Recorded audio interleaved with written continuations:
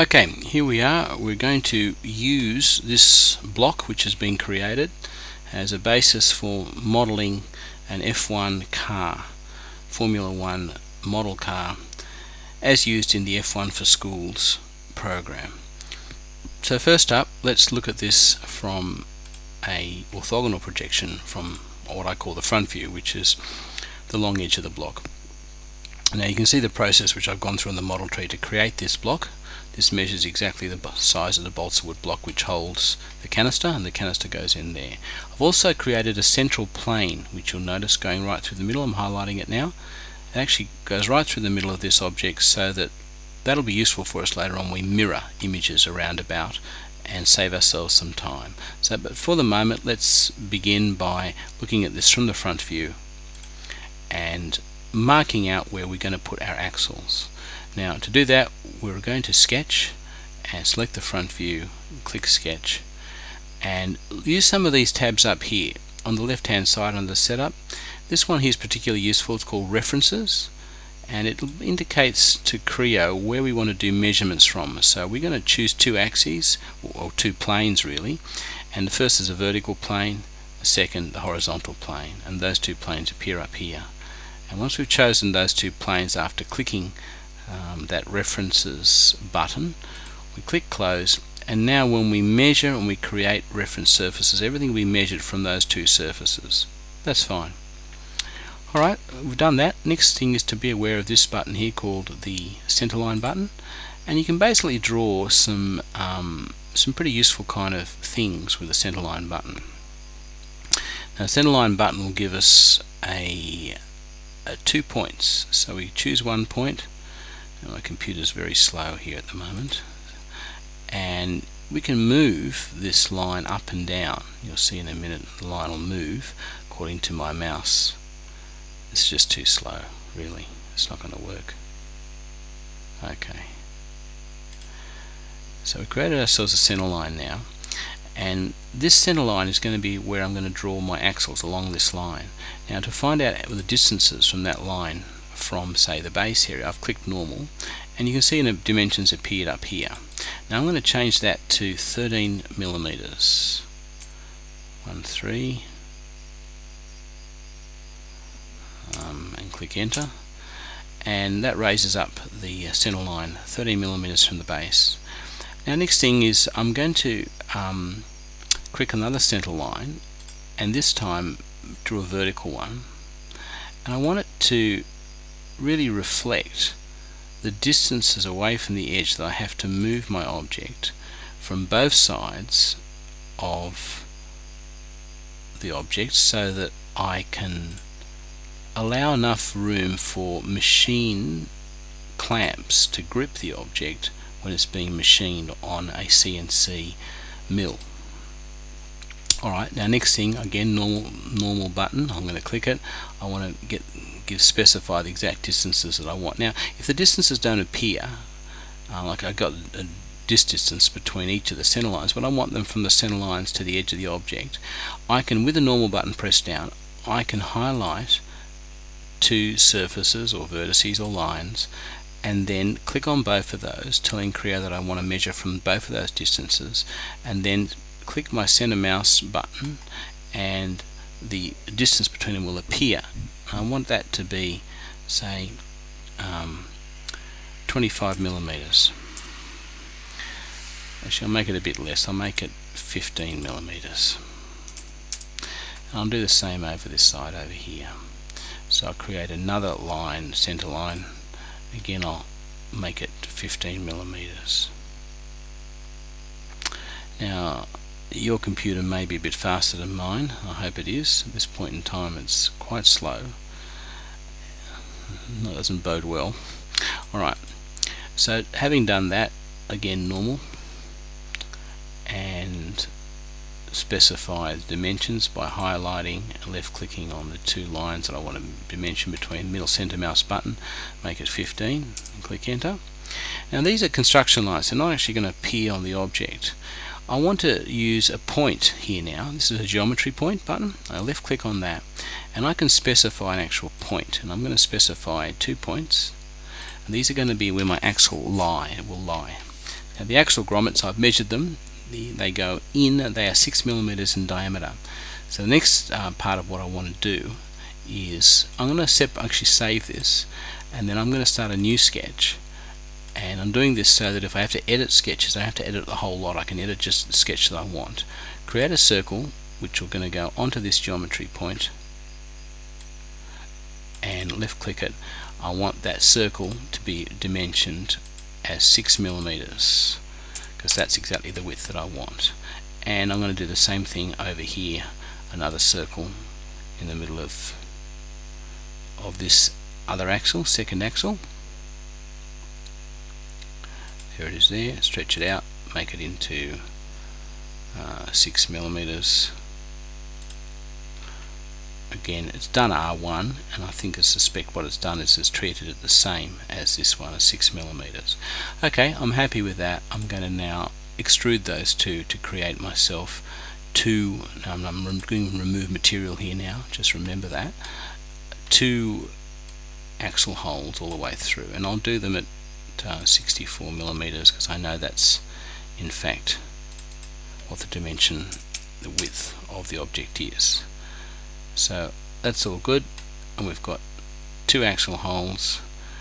Once this spins, I'll show you, going all the way through 64 millimeters. Alright, now next stage is to begin to extrude in some of the features, the wheel features, the wheel arches, and I'm going to do that using a circle as a guide. So again, I'm going to sketch on the front face, click sketch, and do a circle starting right at the middle of my geometry point. I'll wait for the computer to catch up. So we're going to draw a circle, then use a couple of center lines on either side, and once we've got those center lines just where we want them, we're going to use a rectangle to extrude out the shape that we want. Now, well, let's just hurry up a little bit. Okay. Looks like my circle hasn't been exactly on the indicated line, as you can see. Alright, no matter for the moment.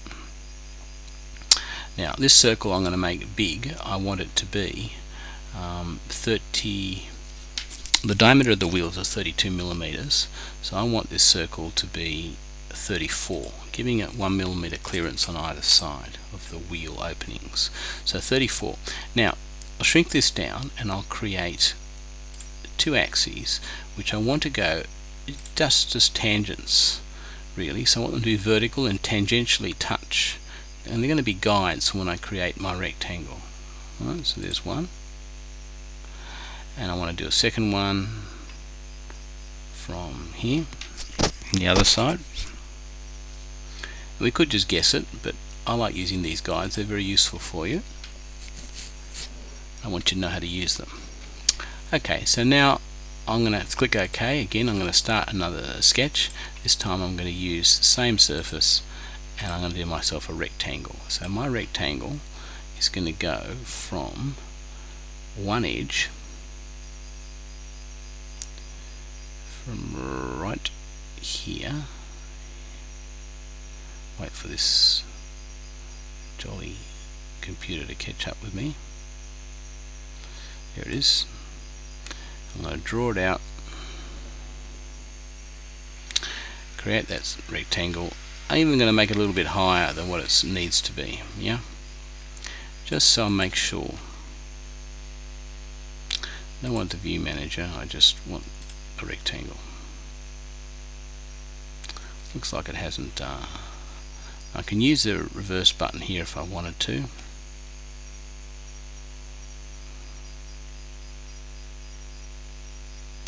Looks like we've got ourselves a problem with this view manager getting in the way. How about that? Let's see if we can fix it up that way. Alright, so there's our rectangle. I'll click OK. And now we're going to extrude that shape in. I want to remove material. I'll extrude it in by the width of the wheel, which is 16 millimeters. I believe the front wheel, yeah. So let's just type it in as 16. Good. Now this section here, I'm very happy with that. That's good. I'm going to use the mirror function now to show you exactly how simple it is. So mirror function's up here to reproduce some geometry. Now CREO starts up, it looks a bit like extrude function, but it says select a plane or intent datum to mirror about. So what we're going to do here now is find this middle plane, there it is there, highlight it, and CREO is now going to use that to mirror the geometry that I've just created. So if I click OK, there it is on the other side. Great. And we'll do the same sort of a thing for the back. So again, we'll look at our front view. And rather than waste more of your time, I'll do this. I'll pause the camera and then... Okay, so you've seen I've done the back wheels there as well. Now the back wheels are a little bit wider, so they're being extruded at 18mm in there. So there we have the two, done exactly the same way. Let's look now at doing some other shaping. So once again we'll look at the front of the image. Now we'll do a sketch and we'll select the front of the image to sketch on. This time we're going to use a tool called a spline. Now good idea to click on this button up here, which is the orient the sketching plane parallel to the view. Simple way of doing that. It also gives you center lines and shows you some distances which are useful. So the spline tool, very handy to use. Let's click on it up here. It basically fits a curved surfaces between a bunch of different points that you create. So you see that curved line that sort of just wobbles out there like that. Alright, now I'm going to do this a little bit low for you so that you can see if you move it what happens. Now I don't want to, I can extend it out and keep going if I wanted to, but I don't want to, so I'm just going to middle mouse button click. Now I've got that angled surface. Now to extrude that waste away, which I'm highlighting here with my cursor, we have to fill in this shape with lines so CREO knows that it's a shape that it can extrude. So we're going to do some lines to do that, and I'm going to start them from here.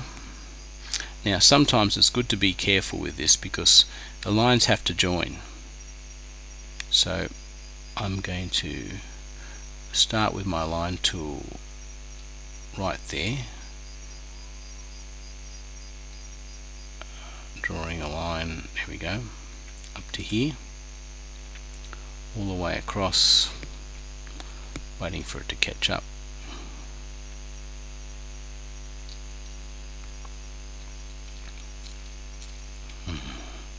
Quite slow. Alright, so I'm going to shrink this down a little bit so we can fill in the whole view.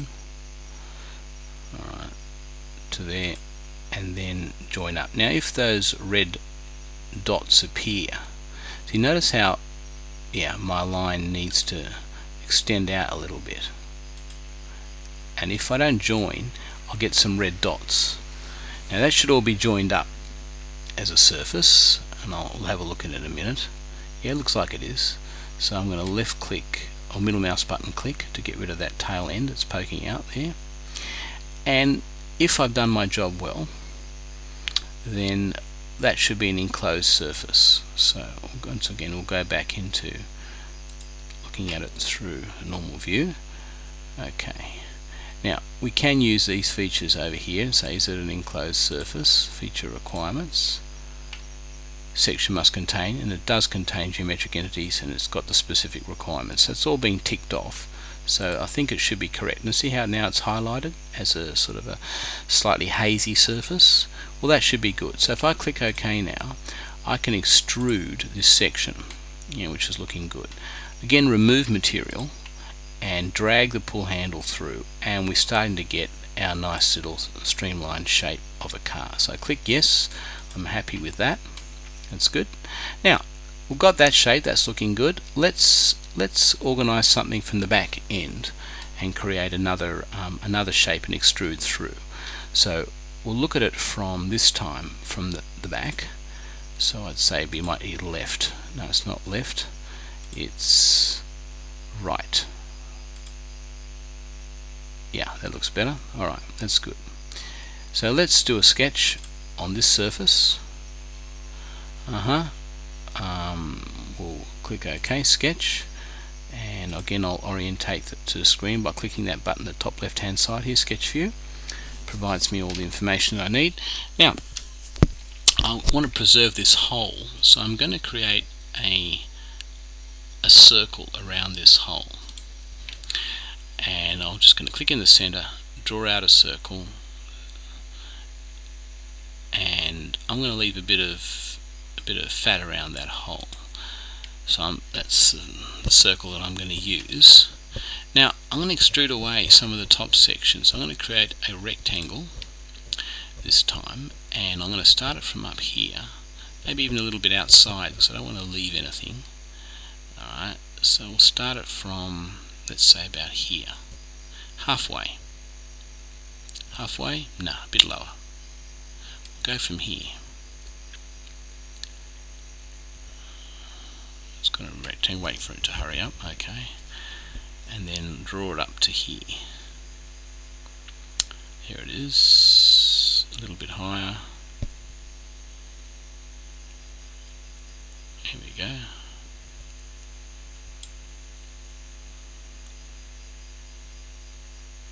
And click it. That should hold it. Alright, now what I want to do here now is get my remove delete segment tool here and delete some of these segments. So delete that segment there because I want to provide a solid shape for CREO to extrude. Delete that segment there, and I should now have a shape which basically goes around this section here like this. So let's check feature requirements again. That's happy. I have my geometric entities and my feature specific requirements. They're both ticked. So click close, and there's that, once again, that hazy shape showing that I have a bounded geometric shape I can extrude. So click OK, and I'm going to hit extrude now and remove material. Flip it around a little bit so I can see what I'm doing. I quite enjoy this part of the setup. Grab this and draw it through and extrude out this shape like that, and click OK. So now I'm starting to get more of a car shape. So let's trim it, bring it around so I can see it in standard orientation like that, and that's starting to look like a car shape. Now if you're wondering about how to organize a fin, now we can round all these surfaces just by using the round function. I'll just show you very briefly. If I wanted to put a round inside here, which I say I will, I can put a round just by clicking on that surface. Remember, the milling cutter is 6 millimeters in diameter, so it's really going to have a minimum 3 millimeter radius that it can cut for you. So if we make that 3 and click enter, then that's a good thing. So I can do the same on the other side if I wanted to, like that. There's a 3 millimeter radius, and I can radius these curves and that one, and I could even use the mirror function if I wanted to, but it's just quickly, probably easy just to click it by hand. I can choose to radius that surface there, although I don't know if, yeah, it'll do it. CREO will do it, which is nice. And I can radius this edge here. I don't really want too big an edge happening over there, so I can radius those edges, and you can work out what areas you want to radius and how you want to do them and that sort of thing. Alright, now I'm happy with all that, but I want to create a rear airfoil. So to do that, I'm going to again look at it from the rear. I think it was the right view, that's correct, and click this sketch because I want to sketch in this plane, on this plane here. So click sketch. I'll click on my button here which gives me my sketch view, orientating it parallel to the screen, and I'm going to do a rectangle. And now I can mirror this rectangle if I want, or I could draw it all the way across. I'm actually going to do a mirror situation because I want to extrude a rear wing on the vehicle. So let's do it like this. I'm going to do it like this. Okay, so this middle section. Now I'm going to click OK at this stage. I want to make it just nice and simple to keep this brief. And I'm going to extrude this. So click extrude and turn it around so we can see what we're doing. So it's already extruded, but it's sort of extruded in the wrong direction. So I want to extrude the other way. So I'm just going to pull it through and extrude in this direction by, let's say, 40 millimeters. I could do anything I wanted really. So 40 millimeters, and I click OK. So I got my one half of my wing. To get the other half, just use your mirror function again. Select the plane about which you want it to mirror, which is the center plane, and click OK, and I have my full wing on both sides. See that? Now, aerodynamically I can change that shape by rounding or by creating other surfaces and extruding, but you've got the idea now of how to create the basic shape of the car, and I hope that really helps you produce a wonderful model. Alright, bye now.